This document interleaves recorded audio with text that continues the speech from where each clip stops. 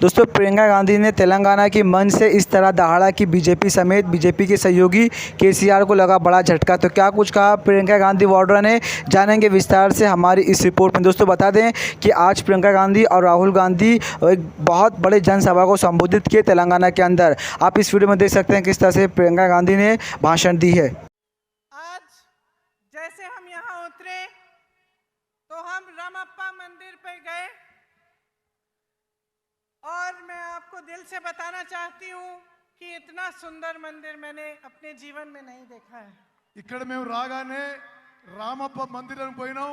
చాలా అద్భుతమైన చాలా సుందరమైన మందిరం అని చెప్పి నేను మనవి చేస్తున్నాను. ये धरती एक पवित्र धरती है। यहाँ के शहीदों ने तेलंगाना के लिए बड़े बड़े बलिदान दिए। ఇది చాలా పుణ్యభూమి. ఇక్కడ చాలా మంది తెలంగాణ రాష్ట్రం కోసం వారి జీవితాలు త్యాగం చేసుకున్నారు. न्याय प्रिय लोगों की धरती है। ఇక్కడున్న ప్రజలందరూ న్యాయం కోరుతున్నారు. वीरों की धरती है। ఇది వీరుల భూమి. ఇది वीर श्रीकांताचार्य जी को मेरा नमन। శ్రీకాంతాచార్యని నేను తెలంగాణ అమరవీరుని ఈరోజు తలుచుకుంటున్నాను. इन सब योद्धाओं ने आपके लिए एक बहुत बड़ा सपना देखा था। మీరందరూ కూడా ఒక పెద్ద తెలంగాణ అనే ఒక పెద్ద స్వప్నం చూసిండ్రు. ये सपना विकास का सपना था, रोजगार का सपना था और सामाजिक न्याय का सपना था। ఈ స్వప్నం ఈ కళ ప్రగతి గురించి, ఉద్యోగాల గురించి, సామాజిక న్యాయం గురించి మీ స్వప్నం ఉండింది. आपने इस सपने पे भरोसा किया। आपने भरोसा किया पिछले चुनाव में कि बीआरएस आपका सपना साकार करेगी और आपको अपने प्रदेश में रोजगार मिलेंगे, एक मजबूत भविष्य मिलेगा और एक सामाजिक समानता मिलेगी जिससे आप सबका विकास इकट्ठे हो पाए। మీ కలలు నిజమైతే అనుకొని సామాజిక న్యాయం జరుగుతుందని చెప్పి మీరందరూ గతంలో బీఆర్ఎస్ పార్టీని ఎన్నికల్లో నమ్మారు. आपकी उम्मीद थी कि किसानों को मजबूत बनाया जाएगा, आत्महत्याएं बंद होंगी, कि आपके जो बच्चे हैं उनका भविष्य अच्छा होगा और नौकरी करके आप अपने परिवार को मजबूत बना पाएंगे। మీ నమ్మకం మీ విశ్వాసం ఏముండనంటే రైతుల జీవితాల్లో వెలుగు నిండుతాయి, పిల్లలకు ఉద్యోగాలు వస్తాయి, మీకు బంగారు భవిష్యత్తు వస్తుందని చెప్పి మీరు అనుకున్నారు. అందుకోసమే గతంలో బీఆర్ఎస్ పార్టీకి మద్దతు పలికినరు. एक आशा थी कि बाबा साहेब अम्बेडकर जी, महात्मा फूले जी, कोमराम भीम जी जैसे महापुरुषों का जो सामाजिक न्याय का सपना था वो पूरी तरह से साकार होगा। మీరు అనుకున్నారు అంబేద్కర్, ఫూలే, కొమరం భీం వారి సామాజిక న్యాయం తెలంగాణలో పూర్తి అవుతుందని చెప్పి మీరు ఆశించిండ్రు. कांग्रेस पार्टी ने ये सपना समझा क्योंकि कांग्रेस पार्टी खुद एक आंदोलन से निकली थी। కాంగ్రెస్ పార్టీ మీ కల గురించి అర్థం చేసుకున్నది. కాంగ్రెస్ పార్టీ కూడా ఆందోళన ద్వారానే పుట్టిందని చెప్పి నేను మనవి చేస్తున్నాను. कांग्रेस पार्टी का ये असूल है कि सामाजिक न्याय होना चाहिए, कि सब इकट्ठे आगे बढ़ें और इसी असूल पर स्वतंत्रता संग्राम लड़ा गया।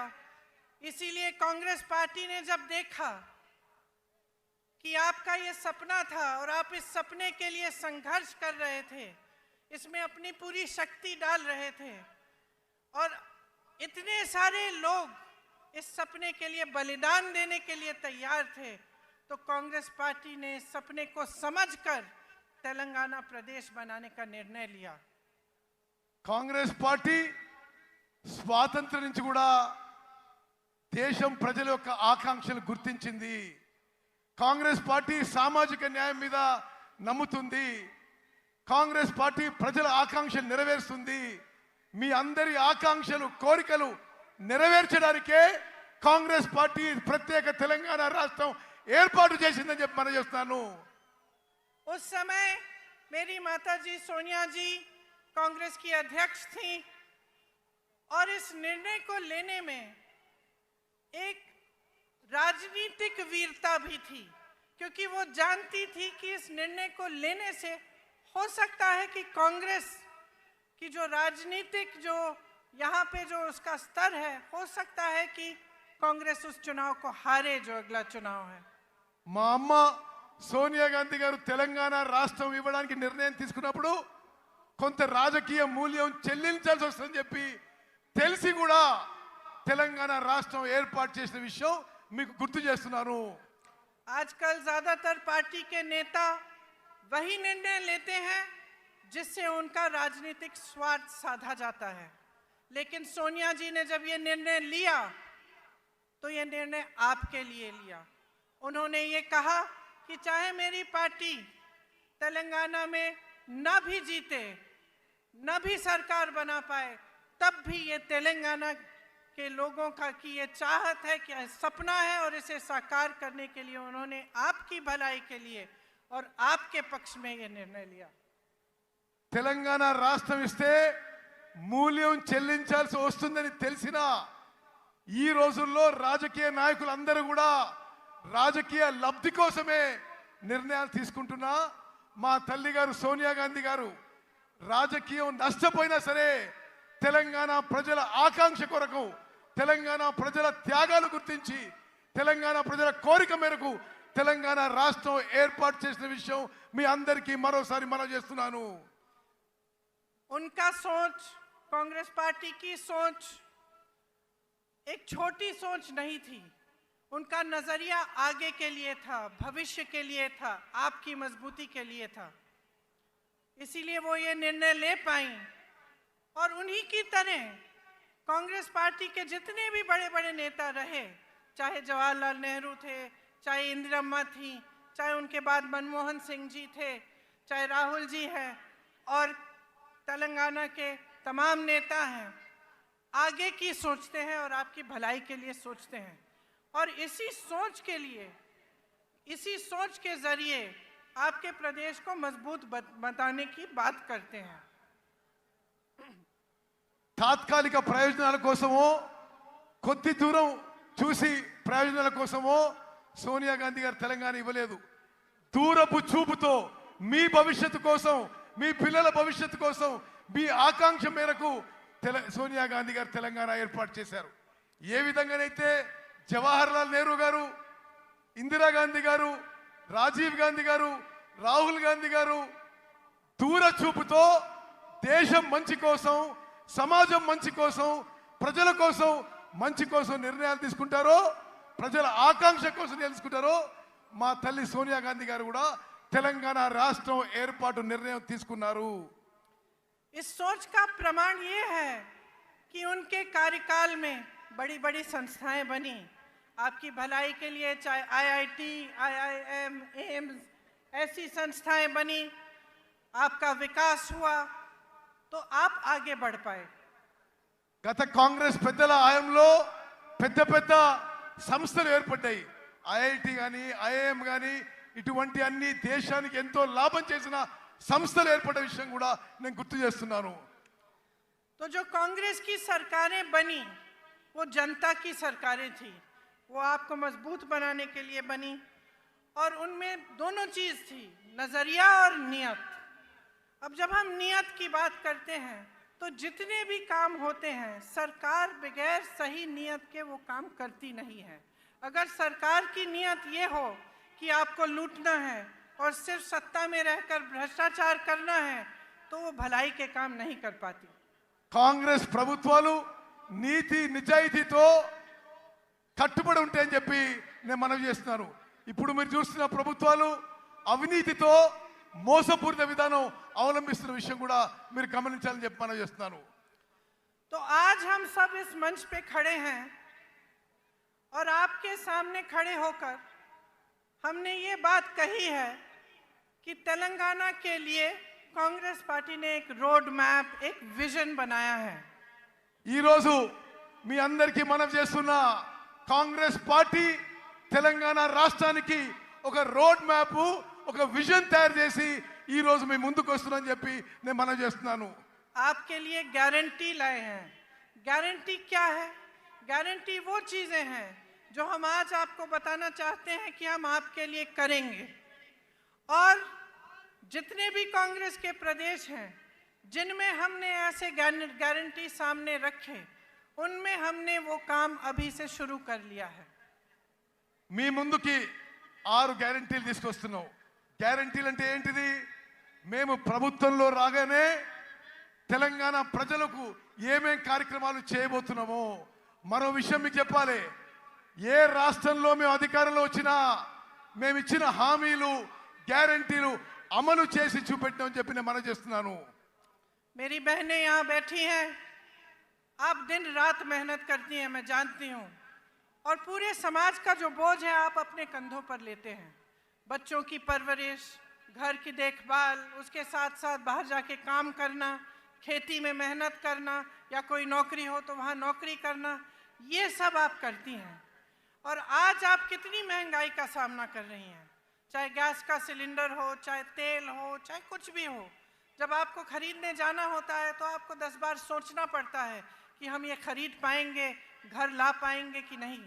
कोई घर पे बीमार पड़ता है तो आपके दिल में ये बात आती है कि दवाइयाँ कैसे खरीदेंगे, उनका इलाज कैसे करवाएंगे। అక్కలు చెల్లెలు మీ జీవితాలు ఎంత కష్టంగా జరుగుతున్నాయో నాకు తెలుసు. మీరు పిల్లల్ని పెంచాలి, ఇంటి పని చూసుకోవాలి, వ్యవసాయం పని చూసుకోవాలి, ఎవరైనా బయట కూడా పని చేస్తుండొచ్చు. మీరు ఇన్ని పనులు చేస్తూ ఈ ధరల పెరుగుకి తట్టుకోలేకపోతున్నారు. గ్యాస్ సిలిండర్ ధరలు పెరుగుతున్నాయి, అన్ని ధరలు పెరుగుతున్నాయి. మీరు ఇంటికి ఏ సామాను కొనాలన్నా మీకు చాలా కష్టతరం అయిపోతుందని చెప్పి మేము గమనిస్తున్నాము.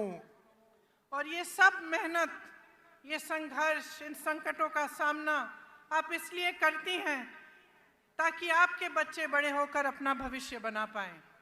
మీరు అంతా ఎందుకు కష్టపడుతున్నారు? మీ పిల్లలు పెద్దోళ్ళై ప్రయోజకులై మంచి భవిష్యత్తు ఉండాలని చెప్పి నా అక్కలు చెల్లెళ్ళు మీరు కష్టపడుతున్నారు. लेकिन यहाँ आज परिस्थिति ये है कि 40 लाख युवा बेरोजगार हैं। కానీ ఈరోజు తెలంగాణలో పరిస్థితి ఏంటంటే 40 లక్షల మంది మీ పిల్లలు, 40 లక్షల మంది మన పిల్లలకి నిరుద్యోగులుగా తెలంగాణలో నిలిచిపోయిన విషయాన్ని మనం చేస్తున్నాను. बीआरएस ने वादा किया था कि हर परिवार को एक नौकरी दिलवाई जाएगी। आज लाखों पद खाली हैं लेकिन नौकरियां नहीं दी गई हैं। టిఆర్ఎస్ పార్టీ ఇంటికో ఉద్యోగం చెప్పిండ్రు, ఇంటికో ఉద్యోగం. కానీ ఈరోజు లక్షల ఉద్యోగాలు ఖాళీగా ఉన్నా బీఆర్ఎస్ పార్టీ ఉద్యోగాలు నింపలేదనే విషయం మీరు గమనించాలి. और स्थिति ये है कि भर्तियों में भी भ्रष्टाचार है। एक बच्ची ने आत्महत्या की और उस पर भी सवाल उठाया गया कि उसने एप्लीकेशन ही नहीं भरा था। ये परिस्थितियां हैं कि जो संकट है, जो युवाओं का दर्द है, उसे समझने और सुलझाने के बजाय उन पर उंगलियां उठाई जाती हैं, लेकिन रोजगार नहीं दिए जाते, आपके लिए, आपके विकास के लिए काम नहीं किया जाता। ఉద్యోగాలు నింపే ప్రక్రియలో బీఆర్ఎస్ ప్రభుత్వంలో అవినీతి జరుగుతుంది. చాలా మంది యువకులు తట్టుకోలేక ఆత్మహత్య చేస్తుంటే వారి క్యారెక్టర్ మీద కూడా ఈ ప్రభుత్వం పెద్దలు ఏలెత్తి చూపుతున్నారు. ఉద్యోగాలు ఇవ్వకపోగా ఉద్యోగంలో నింపే ప్రక్రియలో ఈ టిఆర్ఎస్ ప్రభుత్వంలో అవినీతి లూటీ జరుగుతున్న విషయం నేను మనవి చేస్తున్నాను. उस्मानिया जैसी यूनिवर्सिटीज में अध्यापकों और पैसों की कमी है। एक भी नई सरकारी यूनिवर्सिटी नहीं बनाई गई। इनके पूरे कार्यकाल में आप देखेंगे तो सिर्फ प्राइवेट यूनिवर्सिटियां बनी हैं और उनमें से आधी इन्हीं के नेताओं की है, ताकि आपको फीस बड़ी बड़ी भरनी पड़े लेकिन आपके लिए सही सुविधा नहीं बने। ఉస్మానియా లాంటి యూనివర్సిటీలో టీచింగ్ నాన్ టీచింగ్ ఫ్యాకల్టీకి రిక్రూట్మెంట్ జరగలేదు. బీఆర్ఎస్ ప్రభుత్వం వచ్చిన తర్వాత ఒక్క కొత్త గవర్నమెంట్ యూనివర్సిటీ కూడా తెరవలేదు. కేవలం ప్రైవేట్ యూనివర్సిటీస్ తెరిచి పెద్ద ఫీజు పెట్టి మీ పిల్లలకి మీకు ఇబ్బంది కలుగుతుంది ఈ బీఆర్ఎస్ ప్రభుత్వంలో చెప్పి మనం చేస్తున్నాను. इसलिए युवाओं के लिए हमारी जो गारंटी है उसमें हमने कहा है कि तेलंगाना आंदोलन के शहीदों के परिवार को एक सरकारी नौकरी दिलवाएंगे, उनके माता पिता या पत्नी को 25,000 रुपए मासिक पेंशन मिलेगा। 2 लाख खाली सरकारी पद हैं, उनको हम 1 साल के अंदर अंदर भरेंगे और बेरोजगार युवाओं को 4,000 रुपए प्रति माह बेरोजगारी का भत्ता मिलेगा। మేమిచ్చిన హామీలలో తెలంగాణ అమరవీరులకి పెద్ద ఎత్తున గౌరవం ఇస్తాము. తెలంగాణ నిరుద్యోగ యువతకి 4,000 రూపాయలు నిరుద్యోగ భృతి ఇస్తాము. తెలంగాణ నిరుద్యోగ యువతకి 5 లక్షల రూపాయలు ఇవ్వబోతున్నాము. తెలంగాణలో ఉన్న ఖాళీ ఉన్న 2 లక్షల ఉద్యోగాలు 1 సంవత్సరంలో భర్తీ చేయబోతున్న విషయం నేను మనవి చేస్తున్నాను. गल्फ देशों में रोजगार की संभावनाओं को मजबूत करने के लिए स्पेशल गल्फ सेल बनाया जाएगा।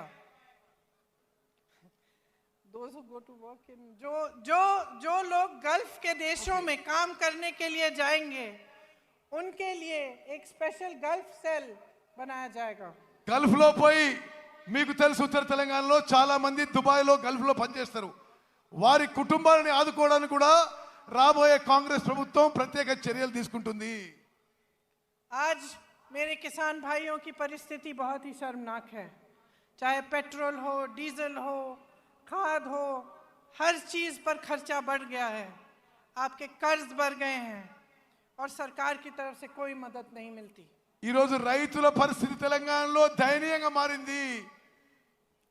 వ్యవసాయానికి సంబంధించి అన్ని ఇన్పుట్స్ లో పెట్రోల్, డీజిల్, సీడ్స్, లేబర్ అన్ని ధరలు పెరిగినాయి. ఈ బీఆర్ఎస్ ప్రభుత్వం రైతుల కోసం ఏమీ చేయడం లేదు. खेती से कमाना मुश्किल हो गया है और किसान परेशान और त्रस्त है। వ్యవసాయం నుంచి ఆదాయం ఈ బీఆర్ఎస్ ప్రభుత్వంలో తగ్గిపోయింది. इसीलिए हमने ये तय किया है कि हम एमएसपी को बढ़ाएंगे और इसकी हम आपको गारंटी देते हैं। అందుకోసమే రాబోయే కాంగ్రెస్ ప్రభుత్వంలో మినిమం సపోర్ట్ ప్రైస్ ఎంఎస్పి పెంచి ఇవ్వబోతున్నాం అని చెప్పి నేను మనవి చేస్తున్నాను. धान के लिए 2,500 रुपए, मक्का के लिए 2,200 रुपए, सोयाबीन के लिए 4,400 रुपए, गन्ना के लिए 4,000 रुपए। అన్ని వ్యవసాయ పంటలకి ఎంఎస్పి పెంచి ఇస్తాము. వరి ధాన్యానికి 2,500, సోయాకి 2,200, షుగర్ కేన్ కి 4,000 రూపాయలు ఇవ్వబోతుందని చెప్పి నేను మనవి చేస్తున్నాను. अरहर की 6,700 रुपए और कॉटन की 6,500 रुपए। పత్తికి 6,500 రూపాయలు ఇవ్వబోతున్నాం. ఈ విధంగా ప్రతి పంటకి ఎంఎస్పి కంటే పెంచి రాబోయే కాంగ్రెస్ ప్రభుత్వం ఇవ్వబోతుంది. किसानों के लिए 2 लाख रुपए तक कर्ज माफ किए जाएंगे। రాబోయే కాంగ్రెస్ ప్రభుత్వం 2 లక్షల రూపాయల వరకు రైతులకి రుణమాఫీ చేయబోతున్నాము. इंदिरम्मा रायतु भरोसा योजना के तहत किसानों के लिए 15,000 रुपए प्रति एकड़ दिया जाएगा। ఇందిరమ్మ రైతు భరోసా అనే కార్యక్రమం తీసుకొచ్చి ప్రతి ఎకరాకి ప్రతి సంవత్సరానికి 15,000 రూపాయలు ఇవ్వబోతుందని చెప్పి నేను మనవి చేస్తున్నాను. और मनरेगा में जो रजिस्टर्ड मजदूर हैं उन्हें हर साल 12,000 रुपए मिलेंगे। భూమి లేని రైతు కూలీలకు సంవత్సరానికి వచ్చే కాంగ్రెస్ ప్రభుత్వం 12,000 రూపాయలు ఇవ్వబోతుందని చెప్పి నేను మనవి చేస్తున్నాను. मेरे बहनों और मेरे भाइयों, ये जो आपका क्षेत्र है ये आदिवासी बहुल क्षेत्र है और आप तो जानते ही हैं कि इंदिरा जी के दिल में आपके लिए एक बहुत खास जगह थी। ఈ ప్రాంతంలో గిరిజనులు, ఆదివాసీలు పెద్ద సంఖ్యలో ఉంటారు. ఇందిరాగాంధీ గారు గిరిజనులు, ఆదివాసీలకి ఎంత ప్రేమిస్తుండ్రో మీకు తెలుసు అని చెప్పి నేను మనవిస్తున్నాను. ये रिश्ता जो उनके साथ आपने जोड़ा था एक आदर का रिश्ता था, श्रद्धा का रिश्ता था। उनके दिल में आपके लिए आदर थी था, आपके लिए श्रद्धा थी और वो हमेशा ये चाहती थी कि आपकी संस्कृति को बचाया जाए और बढ़ाया जाए। वो हमेशा कहती थी कि आदिवासी संस्कृति ही दुनिया की सबसे आधुनिक और सबसे आगे सोचने वाली संस्कृति थी जिसके जरिए प्रकृति का आदर होता था। గిరిజనులు ఆదివాసులు మీరు ఇందిరాగాంధీ గారిని ఎంతో ప్రేమించి అభిమానించేవాళ్ళు. ఇందిరాగాంధీ గారు కూడా మిమ్మల్ని ఎంతో ప్రేమించి అభిమానించేవాళ్ళు. ఎప్పుడు కూడా మీ సంస్కృతిని మీ కల్చర్ని మరి ప్రిజర్వ్ చేయాలని చెప్పి ఇందిరాగాంధీ గారు భావించారు. ఎప్పుడు కూడా ఇందిరాగాంధీ గారు మీరంటే ఆదివాసీలు లంబాడీలు గిరిజనులు అంటే ఎంతో గౌరవ మర్యాద ఉండేది. ఆదివాసీలు గిరిజనులు వారి గురించి మీకు ఎంతో ముందు చూపు ఉందని చెప్పి ఇందిరాగాంధీ గారు భావించేవారు. लेकिन अफसोस की बात है कि आज आपके अधिकार छीने जा रहे हैं। ఈ రోజు ఆదివాసీల గిరిజనుల హక్కులు ఈ బీఆర్ఎస్ ప్రభుత్వ పెద్దలు లాక్కుంటున్నారని చెప్పి నేను మనవి చేస్తున్నాను. जबरन आपको जमीन से बेदखल किया जा रहा है। మీ భూముల నుంచి మిమ్మల్ని ఎలగొడుతున్నారు. आपके लिए जो डेवलपमेंट फंड है उसका आप शायद जानते नहीं होंगे, लेकिन 40% से ज्यादा अलग अलग कामों में जाता है, लेकिन आपके लिए नहीं डाला जाता। మీకు రావాల్సిన డెవలప్మెంట్ ఫండ్ అభివృద్ధి నిధుల్లో 40% ఇతర విషయాలకి ఉపయోగిస్తుందని చెప్పి నేను మనవి చేస్తున్నాను. हमने तय किया है कि एससी के लिए 18% आरक्षण दिया जाएगा और एसटी के लिए 12%। మేము వచ్చిన తర్వాత ఎస్సీలకి 18% రిజర్వేషను, ఎస్టీలకి 12% రిజర్వేషన్ ఇవ్వబోతుందని చెప్పి నేను మనవి చేస్తున్నాను. अंबेडकर अभय हस्तम के तहत एससी एसटी परिवारों को 12 लाख की मदद मिलेगी। అంబేద్కర్ అభయ హస్తం అనే కార్యక్రమం మేరకు ఎస్సీ ఎస్టీ కుటుంబాలకి 12 లక్షల రూపాయలు ప్రతి కుటుంబానికి ఇవ్వబడుతుందని చెప్పి నేను మనవి చేస్తున్నాను. इंदिरम्मा पक्का हाउस स्कीम के तहत बेघर एससी एसटी परिवारों को घर बनाने के लिए जमीन और 6 लाख रुपए मिलेंगे। ఇందిరమ్మ ఇల్లు పథకం కింద ఎస్సీ ఎస్టీలకు ఇంటి స్థలం ఇస్తూ ప్రతి ఇంటి కింద 6 లక్షల రూపాయలు మీకు ఇవ్వబోతున్నారు. और आदिवासी ग्राम पंचायतों के लिए 25 लाख रुपए दिए जाएंगे। ప్రతి గిరిజన గ్రామ పంచాయతీ ఆదివాసీ గ్రామ పంచాయతీలకి 25 లక్షల రూపాయలు ప్రత్యేకంగా ఇవ్వబోతున్నాము. जब कांग्रेस पार्टी वन अधिकार का एक्ट लाई थी तब 8 लाख से अधिक एकड़ जमीन पर पट्टे दिए गए थे।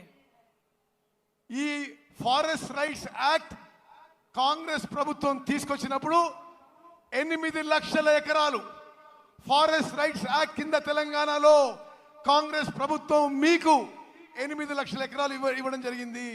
आपको याद होगा कि पोडू लैंड्स के पट्टे आपको मिले थे। పోడు ల్యాండ్స్ పోడు భూముల పట్టాలు గత కాంగ్రెస్ ప్రభుత్వం మీకు ఇచ్చింది. लेकिन बीआरएस सरकार ने ये सब बंद कर दिया। బీఆర్ఎస్ ప్రభుత్వం ఈ కార్యక్రమాన్ని పూర్తిగా నిర్వీర్యం చేసింది, ఆపేసింది. मैंने महिलाओं की बात की। मेरी बहनों, आपके लिए महालक्ष्मी योजना के तहत 2500 रुपए हर महीने दिए जाएंगे। మహాలక్ష్మి పథకం కింద నా అక్కలు చెల్లెళ్ళు మీ అందరికీ నెలకి 2500 రూపాయలు ఇవ్వబోతున్నాము. गैस सिलेंडर 500 रुपए का मिलेगा और जो लड़कियां शिक्षा प्राप्त कर रही हैं और 18 साल की उम्र से ऊपर की हैं उन्हें एक इलेक्ट्रिक स्कूटर दिया जाएगा। గ్యాస్ సిలిండరు అందరికీ గ్యాస్ సిలిండరు 500 రూపాయలకే గ్యాస్ సిలిండర్ ఇవ్వబడుతుంది. అదేవిధంగా 18 ఏళ్ళు దాటిన నా చెల్లెలకి చదువుకున్న వాళ్ళకి ఎలక్ట్రిక్ స్కూటీ ఇవ్వబోతున్నాము. देखिए, आपको चुनना है। एक तरफ बीआरएस की सरकार है। शुरू में उन्होंने तेलंगाना की बात की थी, लेकिन आज भाजपा के साथ पूरी तरह से मिल चुके हैं। आज सरकार वो नहीं चला रहे हैं, मोदी जी रिमोट कंट्रोल से चला रहे हैं। బీఆర్ఎస్ వాళ్ళు ముందు తెలంగాణ గురించి ఆలోచన చేసినారు, కానీ ఇప్పుడు పూర్తి స్థాయిలో బీజేపీతో మిలాఖాత్ అయిపోయినరు. BRS BJP కలిసిపోయినాయి. ప్రభుత్వం రిమోట్ కంట్రోల్ తో నరేంద్ర మోదీ నడిపిస్తున్నాడు. Land mafia, sand mafia, mine mafia, wine mafia सबके साथ मिले हुए हैं। जिस तरफ आप देखो आपको भ्रष्टाचार ही भ्रष्टाचार दिख रहा है।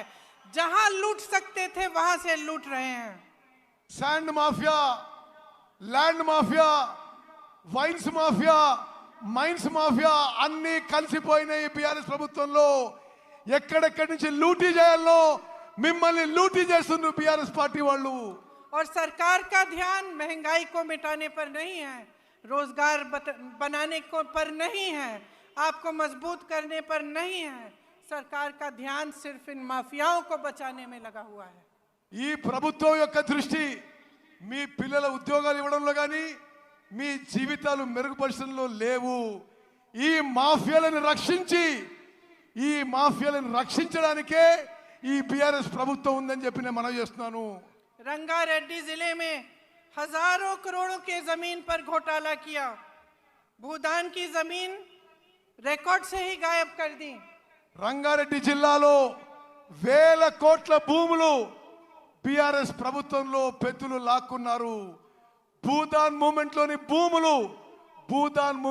భూములు రికార్డ్ నుంచే తీసేసిండ్రు ఈ ప్రభుత్వం. कांग्रेस के जमाने में इन जमीनों को बेचना खरीदना मना था। కాంగ్రెస్ అధికారంలో ఉన్నప్పుడు ఈ భూదాన్ భూములని అమ్మడం గాని కొనడం గాని నిషేధం ఉండింది. आज इन्होंने ये जमीनें भी लैंड माफिया और अपने करीबों को बेच दी है। వీళ్ళు ఇప్పుడు వచ్చిన వాళ్ళు బీఆర్ఎస్ వాళ్ళు ఈ భూములను కూడా ల్యాండ్ మాఫియాకి వాళ్ళ దగ్గర వాళ్ళకి ఇచ్చేసిండ్రు. आपको ये शब्द याद होंगे, बंगारू तेलंगाना याद है? ये शब्द, ये वादा आपको बीआरएस ने किया था कि तेलंगाना को स्वर्णिम जगह बनाएंगे। బీఆర్ఎస్ వాళ్ళు బంగారు తెలంగాణ చేస్తామని మీకు హామీ ఇచ్చి అష్యూరెన్స్ ఇచ్చి మోసం చేసిన విషయం గుర్తు చేస్తున్నా. लेकिन इन्होंने अपने लिए बड़े बड़े आलीशान महल बना दिए और आपके जो सपनों का महल था वो चूर चूर कर दिया। వీళ్ళు 100 కోట్ల లూటీలు చేసుకున్నారు, పెద్ద పెద్ద బంగ్లాలు కట్టినరు. మీ స్వప్నం గాని మీ కల గాని ధ్వంసం చేసింది బీఆర్ఎస్ పార్టీ, బీఆర్ఎస్ ప్రభుత్వం. आपका सपना था कि सामाजिक न्याय होगा। మీ స్వప్నం మీ కల సామాజిక న్యాయం కావాలని ఉండే. सामाजिक न्याय कौन सा? इनके 18 मंत्रियों में से 3 तो सीएम के ही परिवार के हैं और इनके पास 13 मंत्रालय हैं। ఇప్పుడు సామాజిక న్యాయం బీఆర్ఎస్ లో జరుగుతలేదు. 17 మంది మంత్రుల్లో 3 వీరు కుటుంబ సభ్యులే మంత్రులు. 18 మంత్రిత్వ శాఖలు వీళ్ళ కుటుంబం దగ్గరనే ఉన్నాయి. और बीसी की संख्या 50% से ऊपर है, लेकिन मंत्रालय में सिर्फ 3 मंत्री हैं। బీసీలు జనాభాలో 50% కంటే ఎక్కువ ఉన్నారు. కానీ వీళ్ళ మంత్రిత్వ శాఖలో ముగ్గురు మంత్రులు ఉన్నారు. 34% आरक्षण से घटाकर 23% कर दिया है। 27% నుంచి బీసీల రిజర్వేషన్ 23% కి తగ్గించిండ్రు. राहुल जी यहाँ बैठे हैं, सब जगह जाते हैं तो जातिगत जनगणना की बात करते हैं। बिहार में ये जनगणना की गई, पता चला कि ओबीसी, आदिवासी, शेड्यूल कास्ट के 84% लोग हैं। और आप सोचिए और अपने आप से पूछिए कि 84% लोग हैं बिहार प्रदेश में, लेकिन उनका प्रतिनिधित्व नहीं है। బీహార్లో ఏ విధంగా అయితే బీసీలో కాస్ట్ సెన్సస్ జరిగిందో దేశవ్యాప్తంగా కాస్ట్ సెన్సస్ జరగాలని చెప్పి రాహుల్ గాంధీ గారు దేశమంతటా పర్యటన చేస్తున్నారు. ఎస్సీ ఎస్టీ బీసీల సంఖ్య ఎక్కువ ఉన్నా తగిన స్థాయిలో వారికి న్యాయం జరగడం లేదని చెప్పి మేము మనవి చేస్తున్నాము. सच्चाई ये है कि हमारे पूरे देश की यही असलियत है। हम कहते हैं कि जातिगत जनगणना करिए और ये चुप हो जाते हैं, ये गिनती भी नहीं करना चाहते ये गिनती भी नहीं करना चाहते कि कितने बीसी है, कितने एससी है, कितने एसटी हैं। इनको अपना हक देना छोड़िए, गिनती से डर रहे हैं। వీళ్ళు ఇప్పుడు ప్రభుత్వంలో ఉన్న వాళ్ళు కాంగ్రెస్ పార్టీ కోరుతుంది క్యాస్ట్ వైడ్ సెన్సస్ చేయాలని. నరేంద్ర మోదీ ప్రభుత్వం దీనికి నోరు మూసుకొని కూర్చుంది. వాళ్ళ హక్కులు ఇవ్వడం దూరంగా పెట్టండి, కనీసం క్యాస్ట్ వైడ్ సెన్సస్ చేయడానికి కూడా మోదీ ప్రభుత్వం ముందుకు రావడం లేదు. तो ये सामाजिक न्याय देंगे कैसे? లెక్కలే చేయనప్పుడు, కులపరంగా సెన్సస్ చేయనప్పుడు వీళ్ళు న్యాయం ఎట్లా చేస్తారు, సామాజిక న్యాయం ఎట్లా చేస్తారు? इनकी बातें खोखली हैं। चुनाव के समय बड़ी बड़ी बातें करते हैं, उसके बाद भूल जाते हैं। लूट में, भ्रष्टाचार में, इन्हीं चीजों में व्यस्त रहते हैं। వీళ్ళ మాటల్లో అర్థం లేదు, మోసపూరిత మాటలు. ఎలక్షన్స్ లో ఏదో మాటలు చెప్పి వాగ్దానం చేసి పూర్తిగా మర్చిపోతారు, జనాన్ని మోసం చేస్తున్నారు. मोदी जी ने कितने बड़े बड़े वादे किए थे। ट्राइबल यूनिवर्सिटी बनाएंगे, स्टील प्लांट लगवाएंगे, हॉर्टिकल्चर यूनिवर्सिटी बनाएंगे। क्या बनाया? మోదీ గారు పెద్ద పెద్ద మాటలు మాట్లాడిండు. ట్రైబల్ యూనివర్సిటీ పెడతా అన్నాడు, స్టీల్ ఫ్యాక్టరీ పెడతా అన్నాడు, హార్టికల్చర్ యూనివర్సిటీ పెడతా అన్నాడు.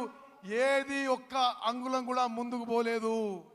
जो बनाया वो सब अपने बड़े बड़े उद्योगपति दोस्तों को सौंप दिया। BHEL, BSNL, DMRL, HAL, railways की बात कर रहे हैं, कुछ नहीं छोड़ा।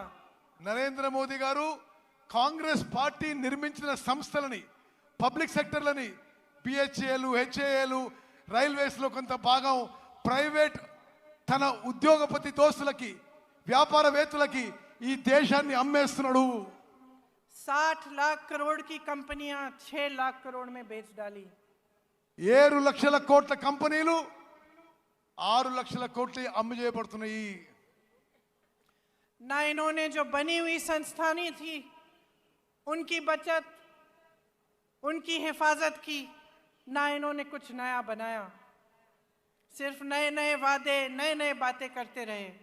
तो बहनों और भाइयों, मैंने बहुत लंबा बोल लिया है, लेकिन इस सब चीज़ों का, जितनी भी बातें मैंने की हैं, इनका एक ही सार है। आप समझदारी से अपना वोट दो, आप विवेक से अपना वोट दो, और देखो कि आपके जीवन का क्या अनुभव है। आपके जीवन में तरक्की आई है कि नहीं? अगर नहीं आई है तो आप देखिए कि कांग्रेस के प्रदेशों के लोगों में तरक्की आई है कि नहीं। क्या कर रही है कांग्रेस? जहाँ जहाँ गारंटी दी है, क्या वो गारंटी पूरी कर रही है कि नहीं? ఇప్పుడు అధికారంలో ఉన్న వాళ్ళు కళ్ళబొల్లి మాటలు చెప్పి మిమ్మల్ని మోసం చేస్తున్నారు. మీ జీవితాల్లో ఏమన్నా మార్పు వచ్చిందా తెలంగాణలో? ఇప్పుడు అధికారంలో ఉన్న వాళ్ళు ఏమీ చేయలేదు. జాగ్రత్తగా ఆలోచన చేసి ఓటేయండి. కాంగ్రెస్ పాలిత రాష్ట్రాల్లో సామాన్య ప్రజల జీవితాల్లో మెరుగు వచ్చింది. మీరు కూడా కాంగ్రెస్ పాలిత రాష్ట్రాలకు చూడండి అని చెప్పి నేను మనవి చేస్తున్నాను. और आप सबसे पहले नेता और पार्टी की नीयत देखिए। आप देखिए कि आपका अनुभव क्या रहा है, कि बीआरएस ने बीजेपी से मिलकर कितना भ्रष्टाचार किया है आपके साथ, आपके प्रदेश में, और आपके विकास के लिए कुछ नहीं किया। మీరు నాయకులు, పార్టీల వ్యక్తిత్వము, క్యారెక్టర్ చూడండి. బిఆర్ఎస్ పార్టీలు అందరూ దోపిడీ చేసుకుంటున్నారు. బిఆర్ఎస్ బీజేపీ కలిసి ఈ రాష్ట్రాన్ని లూటీ చేసుకుంటారని చెప్పి నేను మనవి చేస్తున్నాను. तो जैसे मैंने कहा, इन सब बातों का सार यही है कि ये वोट जो इस चुनाव में आप डालने जा रहे हैं, ये आपके पक्ष में जाना चाहिए। ये वोट, मेरी बहनें आप यहाँ बैठी हैं, आपके बच्चों के भविष्य को बनाने के लिए जाना चाहिए। मेरे भाई आप सब यहाँ हैं, आपको रोजगार मिलना चाहिए, आप विकसित हों, आप फूले फले और आपका भविष्य अच्छा हो, इसलिए आपका वोट जाना चाहिए।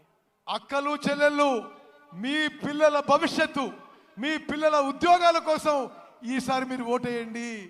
అన్నలు, తమ్ముళ్ళు, మీ భవిష్యత్తు కోసం, మీ ఉద్యోగాల కోసం, మెరుగైన జీవితం కోసం ఓటేయాలని చెప్పి నేను మనవి చేస్తున్నాను. तो सोच समझ के अपना वोट डालिए। आप जानते हैं कि यहाँ के उम्मीदवार सीतक्का जी और सत्यनारायण बोपापल्ली जी हैं। इनको भारी से भारी बहुमत से जिताइए और सत्यनारायण। अपने भविष्य को मजबूत बनाइए। जय हिंद।